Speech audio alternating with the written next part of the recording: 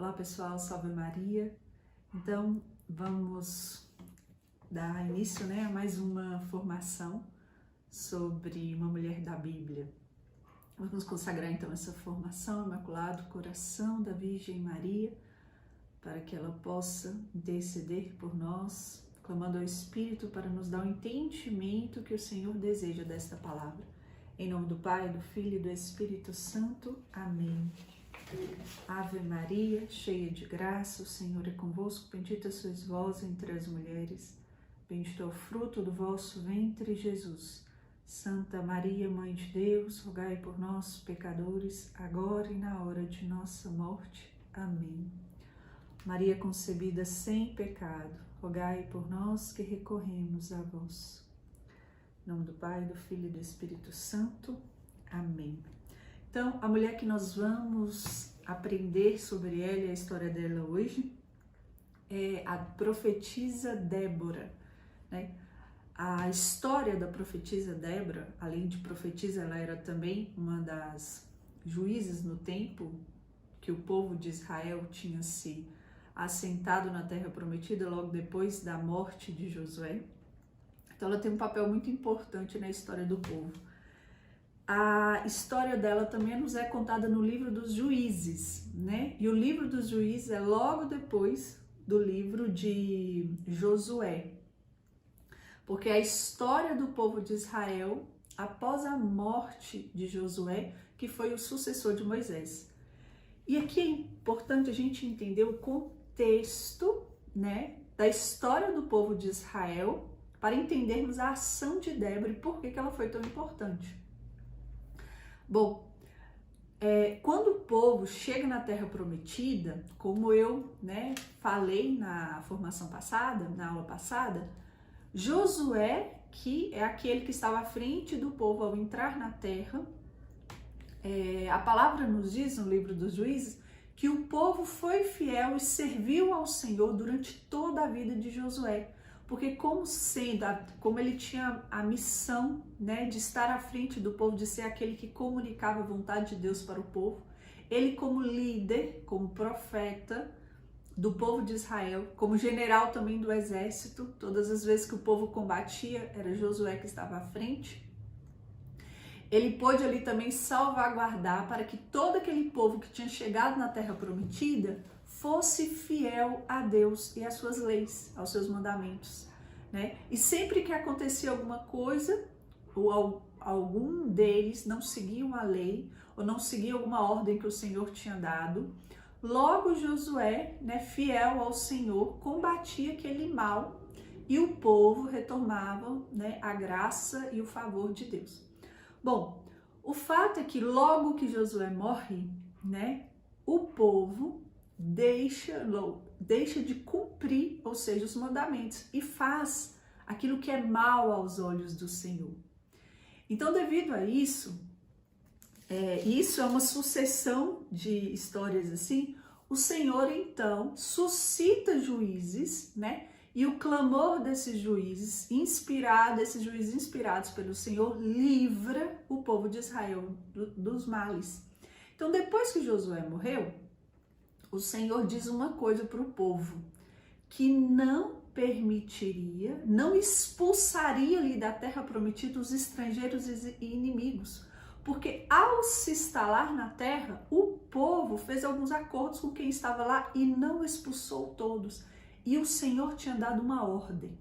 Quando chegasse a terra prometida era para expulsar todos os povos. Só que quando o povo se instalou, eles não só não expulsaram, como começaram a casar com as filhas os homens começaram a casar com as filhas dos estrangeiros, dos cananeus que estavam ali ao redor, e também a deixar com que as suas filhas, as filhas do povo hebreu, se casassem com os homens cananeus. E começaram também, a não ser fiel à adoração de Deus, como do Senhor, Deus de Israel, como único Deus. Então, por causa disso, o Senhor afirma que ele não expulsaria aquele povo de lá para que o povo de Israel, sendo afligido por guerras com eles, fosse provado por eles, né? Temos um ensinamento muito importante para aprender a partir disso.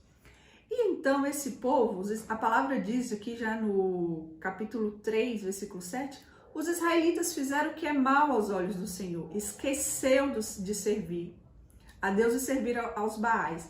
Então Israel, o Senhor acende a ira contra eles, o Senhor então os coloca e submete às mãos de Cusã-Razataim, rei de Arã. E o que acontece? O povo permanece escravo deles, servo deles, oprimidos durante 8 anos. Os israelitas então clamam ao Senhor e o Senhor providencia o primeiro juiz, que é Otoniel. O fato é que Otoniel guerreia contra o povo, contra o rei Cusã, rei de Arã, vence, e a palavra diz que eles descansaram em paz durante 40 anos. Otoniel morre, o que acontece? O povo faz o que é mal aos olhos do Senhor. E aí vai se repetindo. O Senhor suscita um outro juiz, Aod. Aod vai lá e luta contra o rei de Moabe, que tinha oprimido o povo de Israel durante 18 anos. Aqui já não é mais 8, aumentou o tempo. 18 anos oprimido. E aí o povo é liberto por ele e permanece mais um tempo, né, por 80 anos em paz. Aí que nós vamos chegar, né, em Débora. O povo, mais uma vez, faz o que é mal aos olhos do Senhor, né? E aí, nesse tempo, né, já pela terceira, quarta vez, o povo tinha o costume de ir até Débora, que ela já era profetisa, né, nesse tempo. Então eles vão até Débora para consultar, para ela fazer justiça por eles. Só que quando o povo vai até Débora, Débora morava, ela era mulher de Lapidó e ela julgava Israel. Ela tinha sua sede entre Ramá e Betel, na montanha de Efraim. Os israelitas então foram até ela para obter justiça. Quando os israelitas vão até ela, o que ela diz? Ela era profeta, ela já sabia que Deus tinha levantado um homem para guerrear. E ela então diz a eles, ela mandou chamar Baraque, filho de Abinoé, e diz o quê? O Senhor Deus de Israel não te ordenou? Vai, reúne o monte Tabor, toma contigo 10.000 homens dentre os filhos de Neftali e os filhos de Zabulon, e não atrairei a ti nas torrentes de Quisson, Sísara, chefe do exército de Jabim, com seus carros, suas tropas, não entregarei em tuas mãos? Baraque, que era o homem que Débora tinha dito, que o Senhor já tinha chamado para combater à frente do rei Jabim. Nessa época de Débora, quem era o rei que estava combatendo contra o povo de Israel, que tinha oprimido? Jabim. Né? E o chefe do seu exército se chamava Sísara. Então Débora diz que Baraque, um dos hebreus, já tinha sido chamado pelo Senhor para combater contra Jabim, o rei Jabim, e todo o seu povo que estava oprimindo. Só que o povo tinha medo, porque a palavra diz que Jabim tinha 900 carros de ferro. E aí, olha o que Baraque responde para Débora. Ele diz o seguinte: se tu vieres comigo, eu irei, mas se não vieres comigo, não irei. Ele queria a presença de Débora, ou seja, Débora já deveria ter demonstrado uma autoridade espiritual ali em Israel, através das consultas das suas profecias. Baraque, apesar de ser homem, ser combatente de exército, né, não percebia, olha para você ver como que o povo de Israel tinha essa sensibilidade espiritual. O que uma mulher poderia fazer à frente de uma guerra, né? Se, de fato, Baraque disse isso, se você for comigo, eu irei. Se você não vier, eu não irei. O povo de Israel já tinha essa experiência de autoridade espiritual. Eles sabiam que a vitória só vinha pelas mãos de Deus. E Deus tinha dado o seu favor. Deus já tinha comprovado a sua autoridade nessa mulher, nessa profetisa. Então Débora diz: irei, pois, contigo, porém, no caminho que seguires, a hora da vitória não será tua, porque é nas mãos de uma mulher que o Senhor entregará Sísara. ou seja, eu irei. Mas a vitória que você vai alcançar, a autoridade, a honra virá para mim, porque é nas minhas mãos que o Senhor colocar Císara, ou seja, o chefe do exército de Jabim. Então, Baraque vai adiante, sobe no monte Tabor. O Senhor atrai a ele 10.000 homens para o exército. Essa notícia chega a Císara, né? Císara, o chefe combatente, convoca os seus 900 carros, né? Carros de ferro, e também todas as suas tropas, e vai em direção ao exército de Baraque. O que acontece quando Baraque desce, quanto sua tropa? A palavra diz que o próprio Senhor, olha o que a palavra diz. Quando Baraque desceu do Monte Tabor, à frente dos 10.000 homens, o Senhor encheu de pânico Císara. O Senhor encheu de pânico Císara, com todos os seus carros e todo o seu exército, diante de Baraque. Císara desceu do carro e fugiu a pé. Olha o que a palavra diz. Gente, não precisou nem ter combate com ele.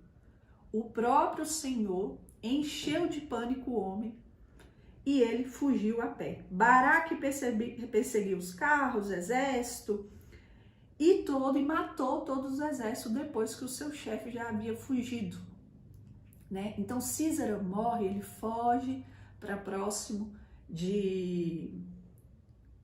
Ele vai morar, ele vai para a direção de Jael, mulher de Éber, que era um povo que havia uma certa comunhão com o seu rei Jabim. Então ele se esconde na casa de Jael, só que essa Jael, esposa de Éber, né, que apesar de Éber ser um rei, que havia uma comunhão com Jabim, ela era mais esperta, né? Ela tinha uma comunhão, não estava em guerra com eles, porém, ela não queria se comprometer com o povo de Israel. Ela acolhe Císara. Olha o que essa Jael faz.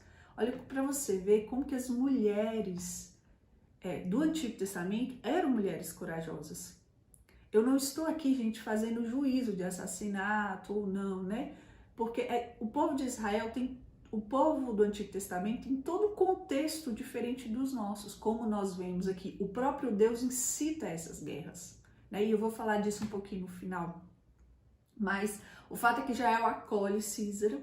Ele entra para dentro da sua tenda e ele deita debaixo de um tapete. E ele pede para ela ficar à porta da tenda. E quando o povo de Israel passar, para ela avisar que não tinha nenhum homem lá. Ela deixa ele deitar depois que ele dorme. A palavra diz que ela pegou uma estaca e um martelo e bateu sobre ele e o matou. Quando o povo chega, né, na tenda dela, ela responde a Baraque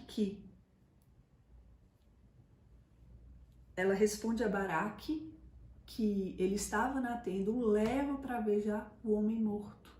Depois o povo, né, Baraque também prende o rei Jabim e o mata. Ou seja, o povo venceu mais uma vez contra estrangeiros e homens que estavam guerreando contra o povo de Israel. Mas por quê?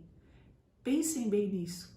Sempre que a autoridade espiritual morria, que eram esses juízes, o povo fazia o que era mal aos olhos de Deus. Quando Deus suscita outra pessoa com autoridade espiritual, o povo, essa pessoa guerreia contra os inimigos, Deus lhe concede a vitória e o povo vive mais alguns anos de paz.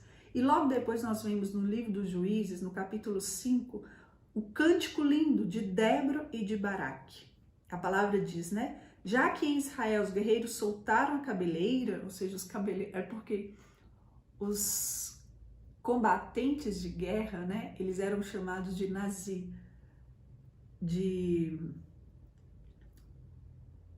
naziarenos, ou seja, esses naziarenos eram aqueles que tinham sido consagrados ao Senhor e deixavam a sua cabeleira crescer para guerrear.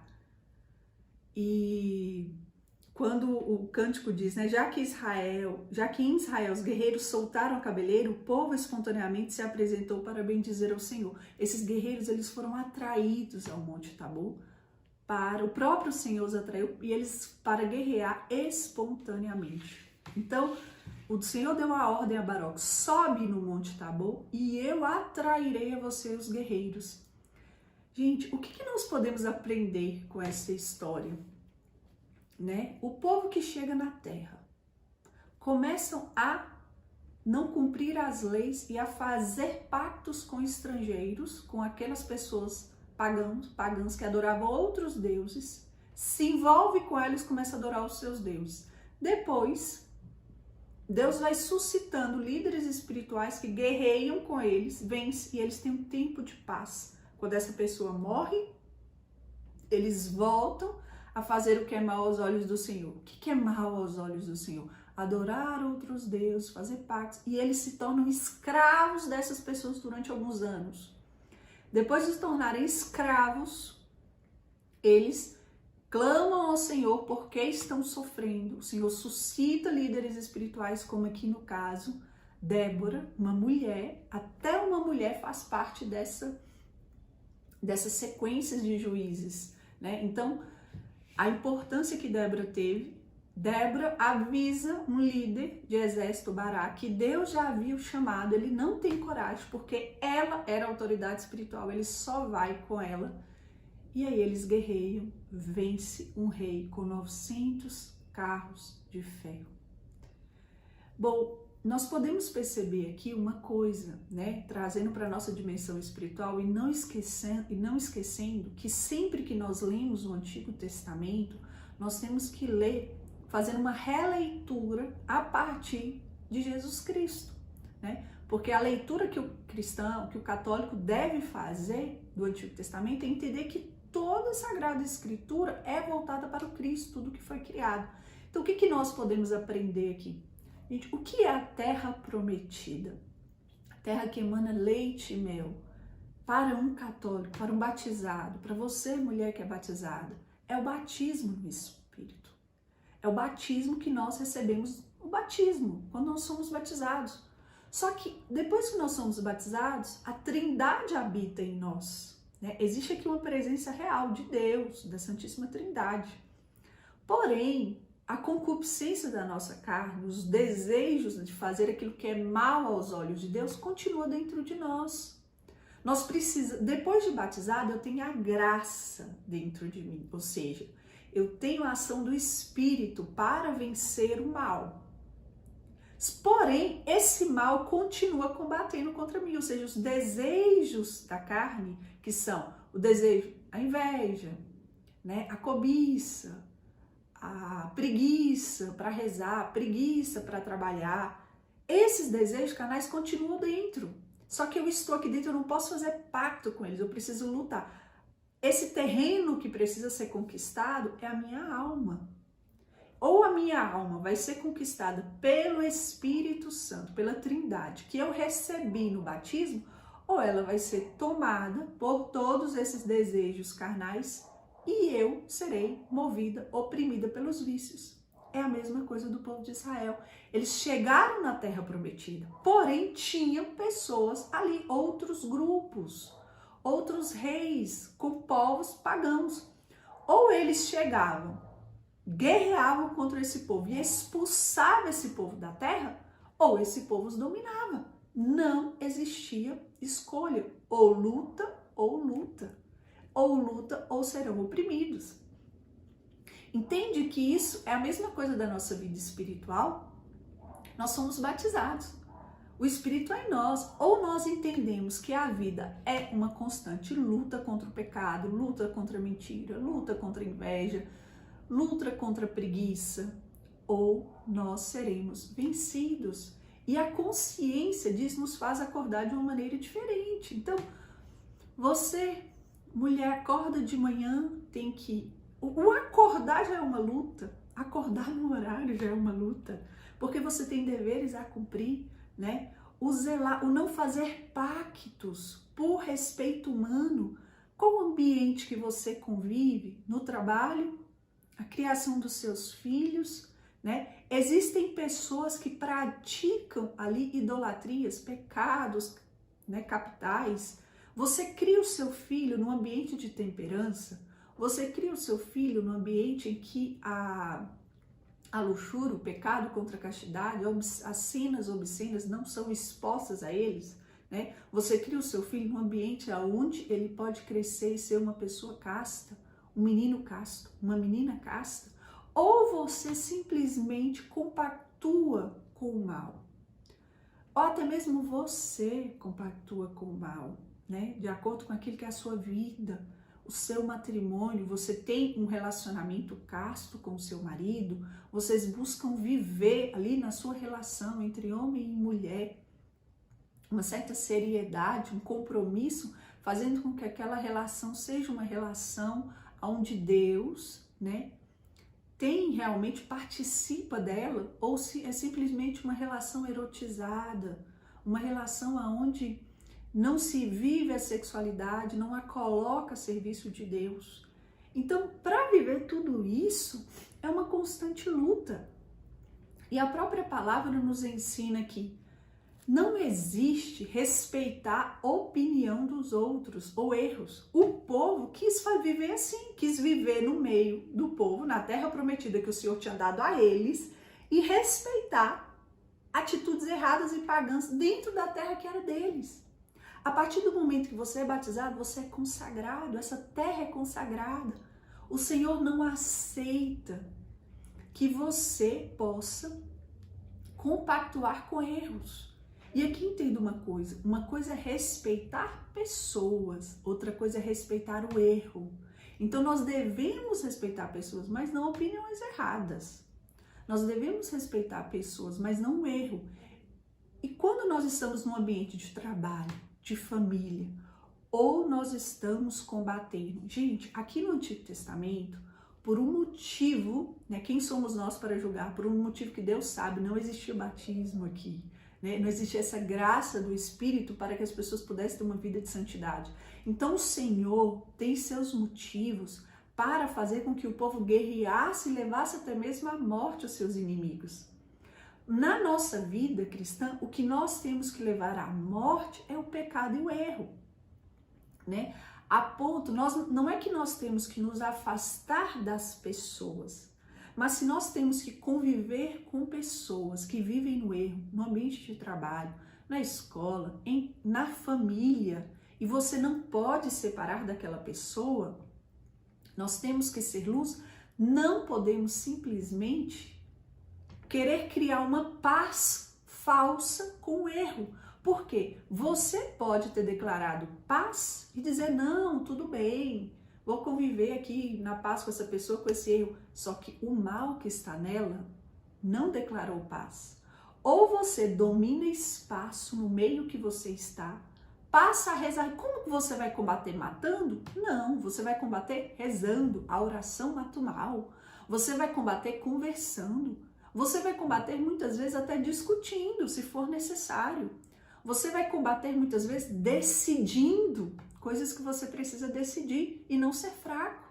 Eu achei interessante nesta palavra, quando o Senhor diz, né, que ele permitiria que aquele povo estrangeiro estivesse ali ao redor do povo de Israel e não os expulsaria a princípio, para que o povo fosse provado. E ele diz, para que aqueles jovens que nunca tinham guerreado pudessem aprender a guerrear. O Senhor se alegra daqueles que combatem, que não desistem de lutar. A vida é uma constante luta, ou somos oprimidos pelo vício. Ou você luta contra... Então nós temos que lutar contra os nossos vícios, tendências maliciosas, a fofoca, o orgulho, a inveja, ao pecado contra a castidade, a ira. Temos que lutar o tempo todo, isso é dentro de nós. Se nós não lutamos, nós nos tornamos oprimidos por esses vícios e o Espírito não habita em nós. Temos que lutar contra o mundo, no ambiente onde você está. Se você não luta rezando, intercedendo pelas pessoas constantemente, se você não luta intercedendo pela sua família, Se você não luta no seu local de trabalho, entre os seus amigos, você vai ser oprimido por aquele mal. Se você não luta contra as tendências, contra o demônio, nós temos que rezar porque existe demônio, existe essa dimensão espiritual. Você pode estar parado, mas o demônio não dorme, está o tempo todo querendo te destruir. Destruir sua paz, destruir sua família, acabar com a sua saúde. Por isso nós temos que lutar constantemente. E é isso que a profetisa Débora vem nos ensinar.